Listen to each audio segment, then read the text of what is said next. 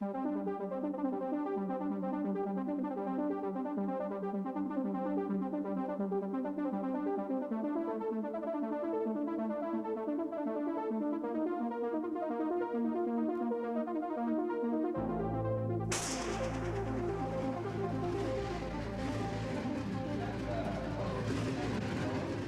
30 years adrift, Jaguar has emerged from the wilderness. Jaguar is back to reaffirm its racing pedigree at Le Mans. In the 50s, the cars from Coventry found fame and world stardom, with 5 wins in 7 races. In 1957, they came first, second, third, fourth, and 6th. And then they vanished. The days of the Brill Cream boys had ended.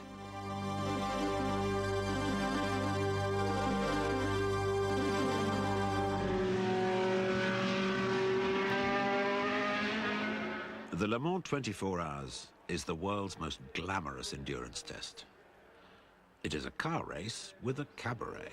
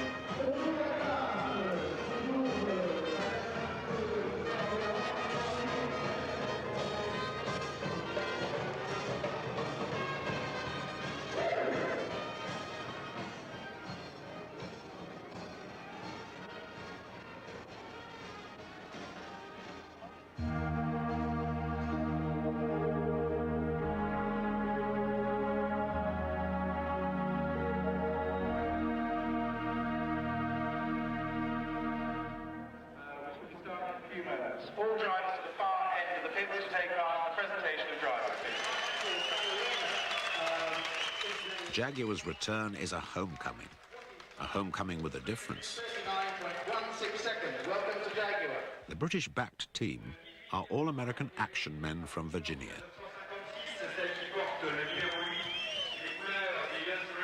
For them, racing in Europe is new.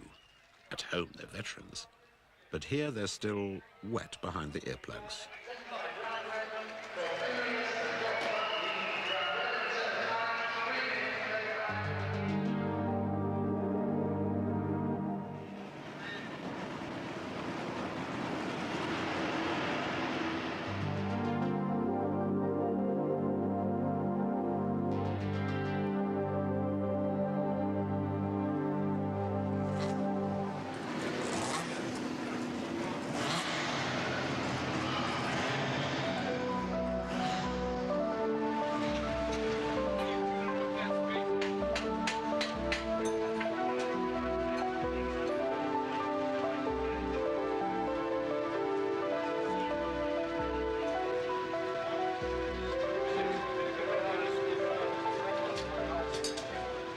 Undaunted owner and boss of the American racing shop is driver, perfectionist, Bob Tullius. My mother told me that my father had a gasoline fanny. I'm not sure what that means exactly, but he was always a car enthusiast. I was a car enthusiast. He was never a racer, but I think he had a tendency to be one if he had had a chance. I grew up in a neighborhood where everybody was cars, and everything was speed. I played a lot of football and baseball and that sort of thing, but I slowly gravitated to cars and found that it was truly my first love in life.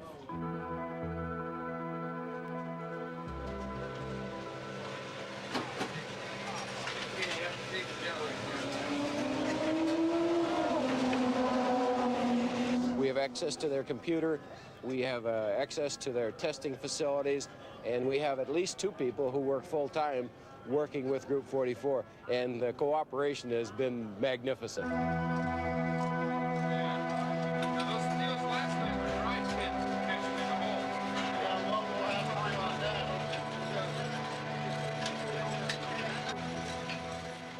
John Baker is in charge of marketing the American Jaguar team. We hit Paris on Sunday morning.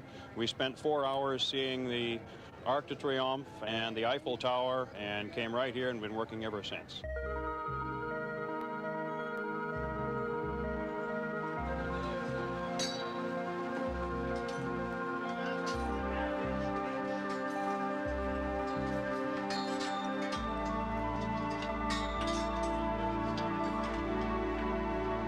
The people who do it do it half of it for what they earn and the other half because they love the sport.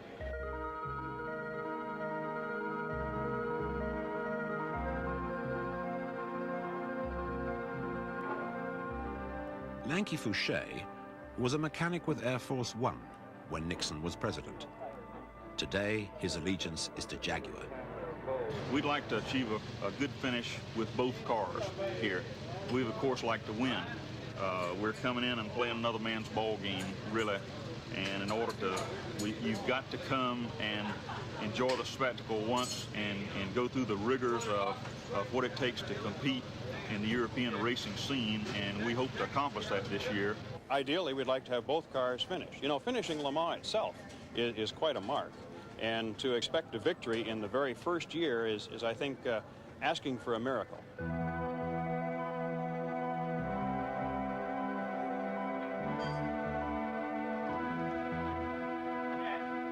Some people call it a learning experience. That's somewhat what it is also, but we'd like to get in, get our feet wet, get the feel of what's going on here, and come back and win it some year in the future, hopefully next.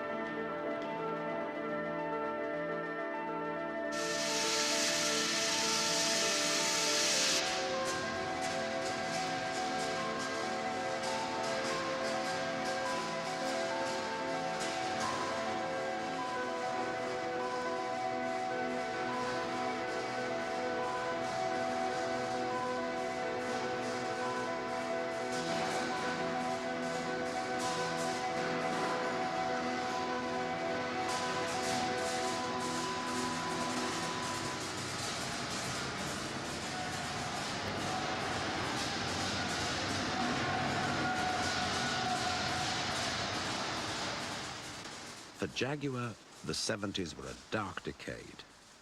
Under the crushing weight of a government-controlled monolith, the company's identity was erased. Jaguar signs and motifs were torn down. The Jaguar name forbidden. Morale, along with sales, plummeted, and reliability became a laughingstock. The company seemed lost. In 1980, John Egan arrived. He came with an olive branch in one hand, a hatchet in the other. His brief, save Jaguar. When I got here, I found everybody on strike. And there was a great deal of principle involved.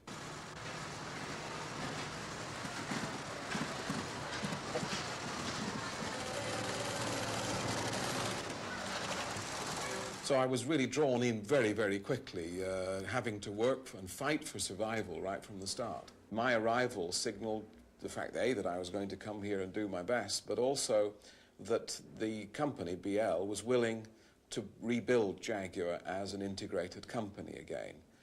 And also my views were that we should seek more and more independence to run the company as fitted Jaguar and its customer and employee requirements.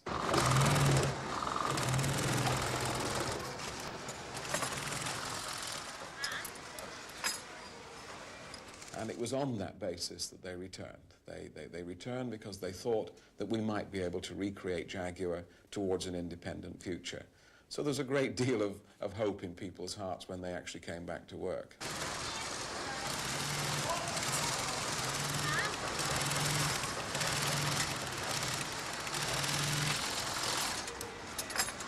But the first thing that we did was to try and reduce the workforce to the level we could afford to pay. We were just simply running out of money. And we reduced the workforce from about 10,500 people down to 7,000. And if we hadn't have done that, we just simply would have run out of money and we wouldn't have survived.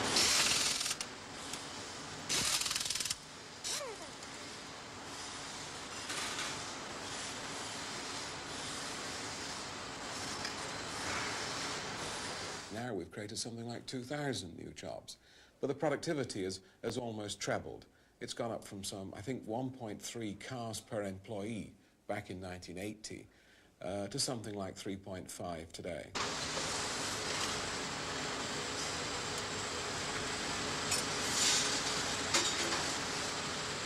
If people always feel that the company is actually a thinking and reasonable company, then people will often forget some of the minor niggles that occur in life. But if they believe that they have to tear concessions out of an unforgiving and unthoughtful management, then every small niggle is exploded into a major problem.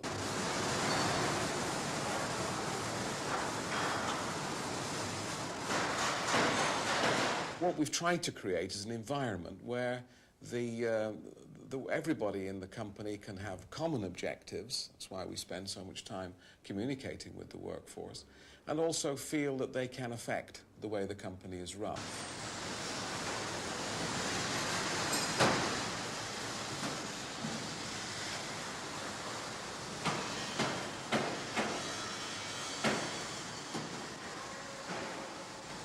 70% of the people who can afford to buy our cars in the world live in the United States. So we've therefore got to make sure that the job we do is correct for those customers in the United States. So we treat the US market basically as our domestic marketplace.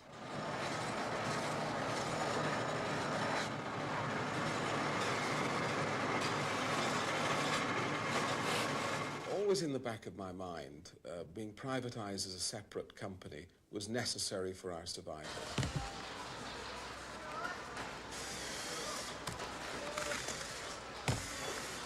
And I don't think it was ever possible to run a company like ours, tacked on the end of a much larger company. This has got to create a culture and an environment of its own, which is quite different in its decision-making and risk-taking to a volume car maker.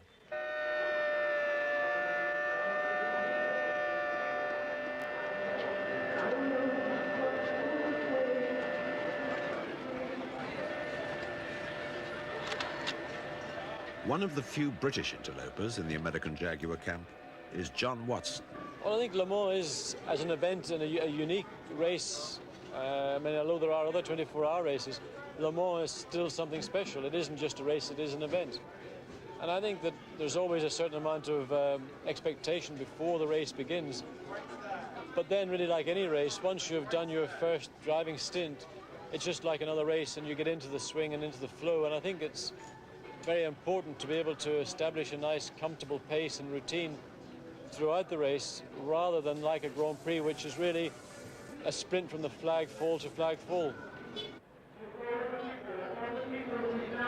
I've been walking through the pits and I walk into a motorhome and people say, "Oh, John, how are you? Nice to see you." And really, currently at Grand Prix racing, it's so intense and so much at stake that really there's not very much hospitality, and it does seem to be becoming more and more serious. But here at Le Mans, it's almost carnival-like. It's a festival. And you can walk around the pits, walk into other people's motorhomes and talk to people that maybe you haven't seen for a long time, and it is a much more relaxed atmosphere than a Grand Prix.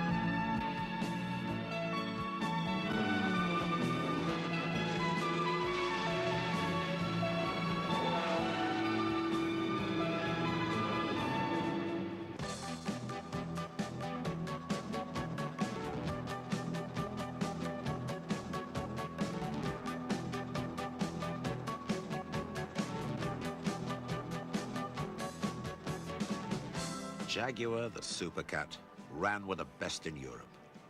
Out of 53 starters, they were third fastest down the straight, and for much of the race they were in the top 5. For one short lap, glory beckoned elusively as Jaguar stole the lead. But Le Mans lived up to its reputation as a heartbreaker. After 2,500 miles, with just 3 hours out of 24 remaining, Jaguar hopes were torn to shreds by a nail.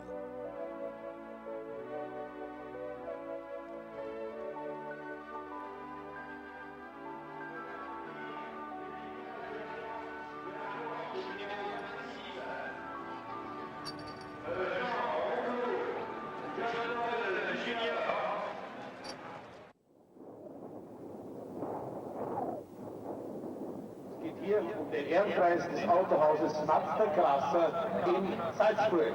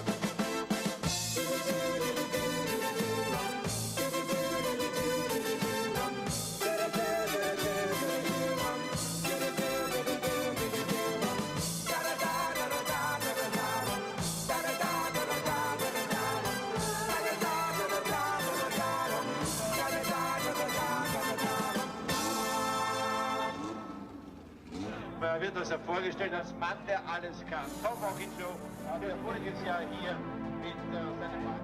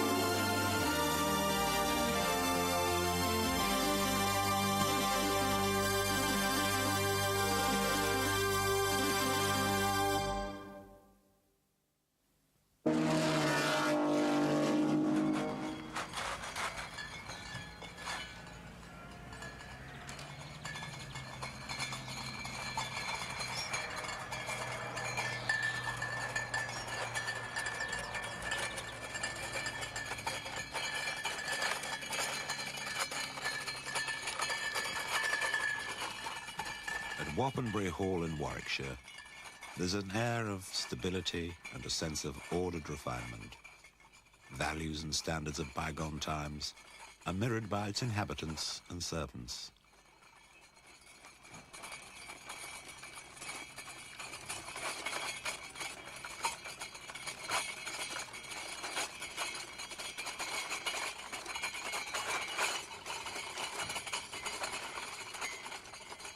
As a symbol of success, Wappenbury is impressive, but of more interest perhaps is the fact that for half a century, Wappenbury Hall has been home to a man of exceptional business flair and drive, an achiever who through sheer graft and persistence made one of the world's great car companies, the company Jaguar. The man behind the creation, Sir William Lance.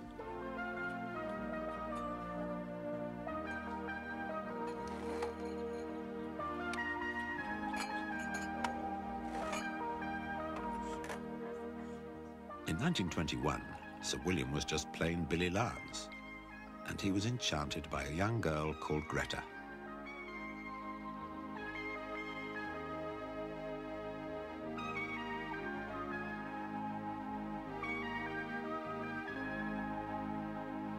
Well, I think it was at a school friend's party, a dance.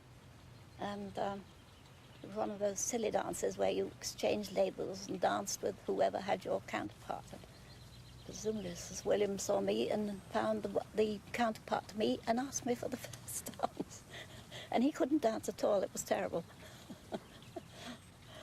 But after that, we met at various times, and the first time he asked me to go out with him was on pillion riding on the back of his bike. And I had to meet him at a certain place. And I remember my parents said, "Why doesn't he call for you here?" And he explained afterwards the bike would only start at the top of a hill going down, so that was why we had to meet there. He was a very dashing rider.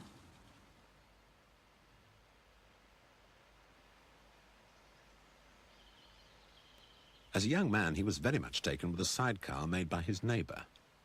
Eventually, he cajoled William Walmsley into a business partnership.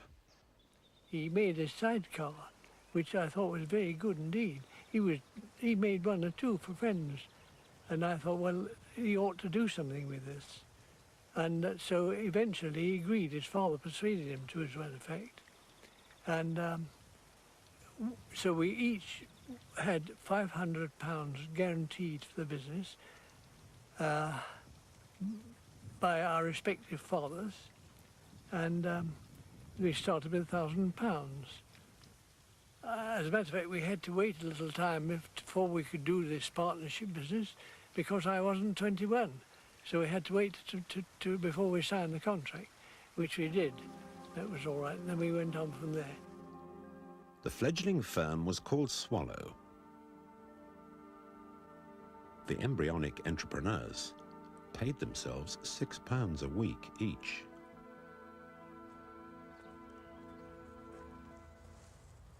Connie Tether joined Swallow Sidecars in 1928. She was only just 17. There were a lot of people out of work. And when I saw the advertisement for Swallow Coach Building Company, I hurried to see Cocker Street and find out where it was. Inside the factory building was the office on the left. It was timber to about desk height, and then glass so that people coming out in the office could see the people outside. Mr. Lyons called me into the office later on, and he gave me a test. He dictated a letter, which I had to type, and also tested me in decimals and percentages. These I found very easy. And I was very relieved when he said I could start, and he agreed on a wage of 10 shillings a week. I felt very frightened at that first interview. In fact, I was always very timid of Sir William. By the time Connie arrived, the company had ventured into making car bodies. I bought an Austin 7, and then I decided to make a body for it, and eventually arranged with Henley's to see it. Bertie Henley, a successful London distributor, certainly took notice. His reaction startled young Lyons. He gave me an order for 500. And I didn't know what to do because it's impossible that we could produce such a tremendous number. However, we moved to Coventry by that time, so things were stacked in Birmingham and round about Wolverhampton and so on. I got some more men in, and we got down to it, and we were producing 12 a week. We jumped up to 12 a week within a few weeks, and before long we were at a rate of meeting the demand. Lyons' flair for design transformed a boxy Austin into a cheeky little car with big curves. The Austin Swallow just wouldn't be ignored. Other cars to be swallowed were Morris, Fiat, Wolsey, Swift and Standard. For Connie, the halcyon days at Swallow were very much Blackpool. And I can vividly remember the buskers standing outside the little guest houses, which were on the way to the factory. They used to be playing My Blue Heaven and Bye Bye Blackbird, saxophones and trumpets. And the people on holiday were probably having breakfast in the bay windows, sometimes with the windows open if the morning was fine, and they would throw pennies out to them. But it always set the morning off to a good start when I heard that. 1931 was the year of the Swallow sensation, the £300 car with a £1,000 look. It was called the SS. SS was soon more than just a name. In 1933, SS Cars Limited was formed. 2 years later, it went public. It was very low, with long bonnet, very sporty looking, but was considered to be not quite the thing to have. However, it appeared on the Daily Mail, front page, full page. The car of the year, £395. And we went to the show when we were very successful in getting a number of orders. In fact, we never made it. We never made a loss, the company, not since the first day. Swallow Sidecars was on the way out. So was his partner, William Walmsley.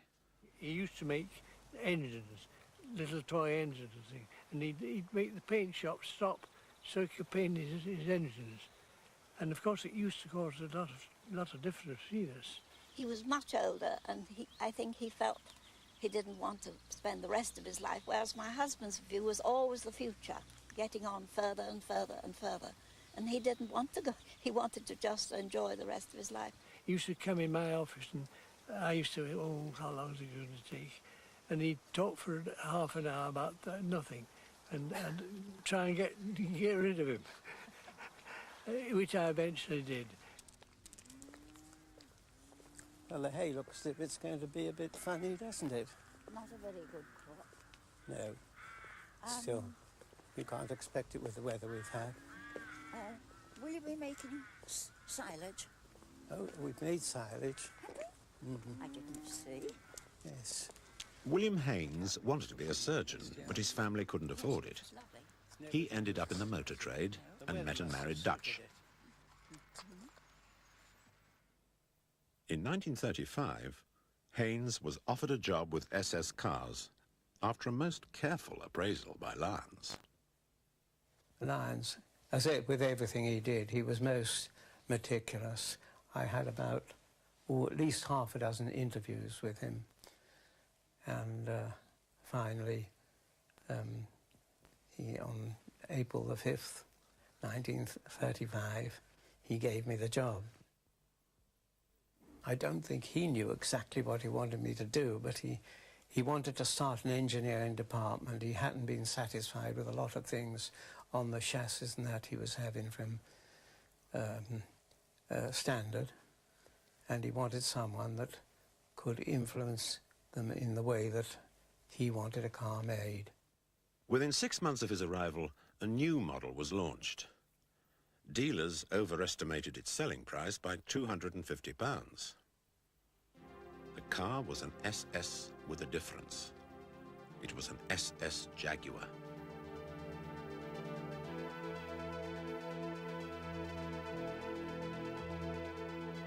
He was a dynamic personality, even in those days. He knew what he wanted, and he told you. By 1945, SS was not a very good idea. The name SS, for obvious reasons, was a post-war liability. It was scrapped. Jaguar was at last a make in its own right. 1948 was the genesis of Jaguar's racing pedigree.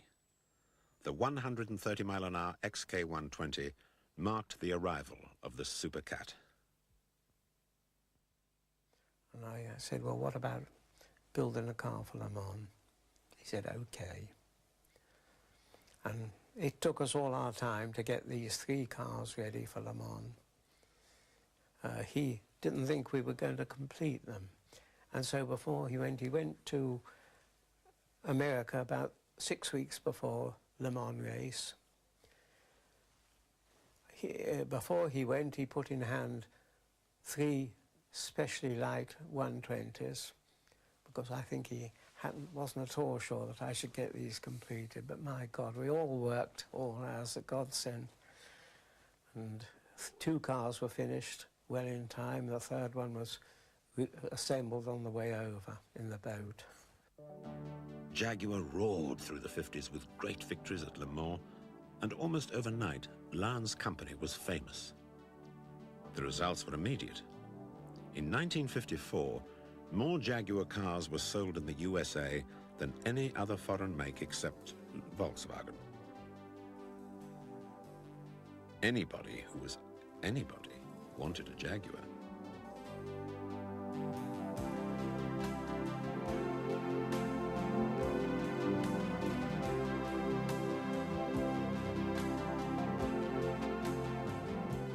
Lannes' only son was killed in a car crash in 1955.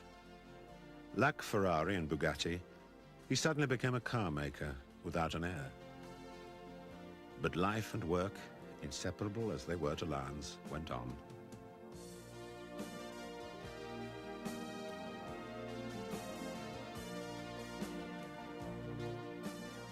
Exports boomed. Mr. Bill Lannes became Sir William. The company rode the crest of a wave of 60s optimism, and the world had a love affair with Jaguar.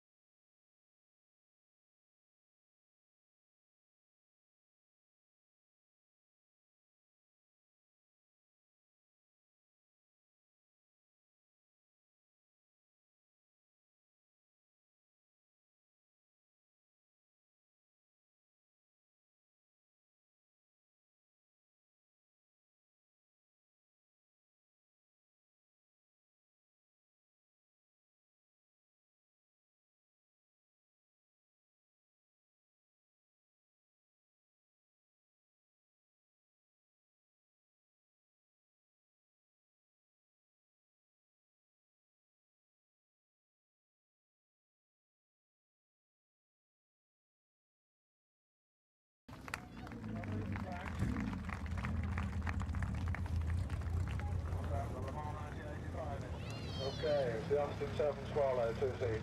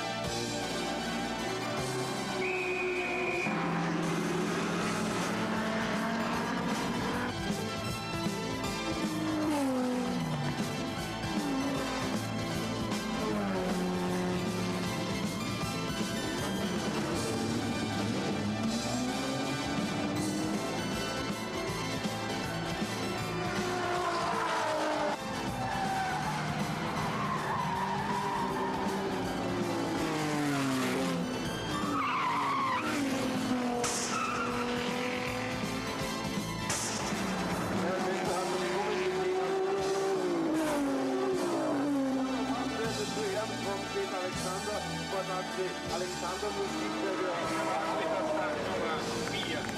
siegreiche Wagen hier, das war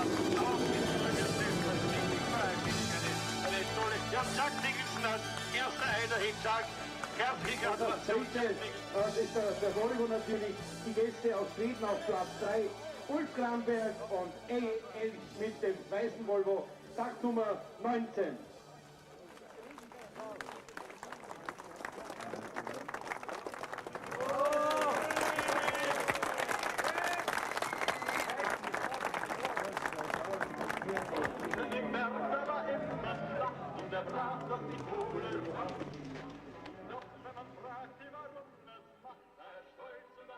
Jaguar has been his life, really. I mean, he's one-track-minded, certainly. Always work, work, work. Otherwise, he's perfectly normal. I